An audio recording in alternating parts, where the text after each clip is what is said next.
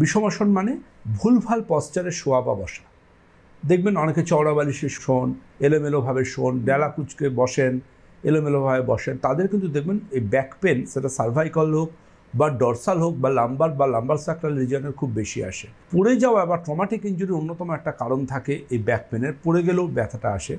অনেকে লক্ষ্য করে দেখবেন শক্ত চেয়ারে বা টুলে বা মাটিতে বসলে টেলবোনে একদম স্পাইনের নিচের যে অংশ সেইখানে পেন আসে। মাঝে মাঝে অনেকে ফোনও করেন ব্যথা। একদমই, এটা কিন্তু একটা ট্রমাটিক ইঞ্জুরি থাকে যে সে পড়ে গেছিল কখনো।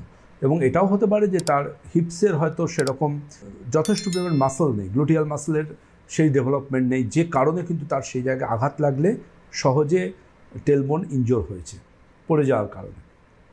এরকমও অনেক ক্ষেত্রে দেখা যায়, যেটা সেটা হচ্ছে অকুপেশন বলতে কি বলবো, অকুপেশন বলবো আজ আমাদের বাঙালির একটা সময় ছিল অফিস পাড়ার কেরানি, আজকে হয়েছে কিন্তু বিভিন্ন প্রতিষ্ঠানে কম্পিউটারের সামনে বসে থাকা, কম্পিউটারের সামনে সারাটা দিন বসে কাজ।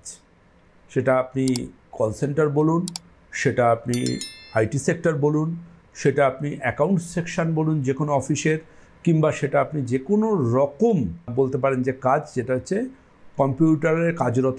আমাদের এই যে সারাদিন একইভাবে একটা চেয়ারে বসে থাকা, এটাই কিন্তু আমাদের স্পাইনের মারাত্মক রকম ক্ষতি করছে। এবং শুধু তাই না, এই যে একভাবে বসে থাকা মানে কিন্তু আমাদের মেটাবলিজমও স্লো হয়ে যাচ্ছে। আর বসে থাকা মানে মেটাবলিজম স্লো হচ্ছে মানে আমরা ওয়েট গেইন করছি। অটোমেটিক্যালি দেখা যায় সেটা হচ্ছে কিন্তু খুব দ্রুততার সাথে আমাদের মধ্যে স্পাইনের সমস্যা চলে আসে।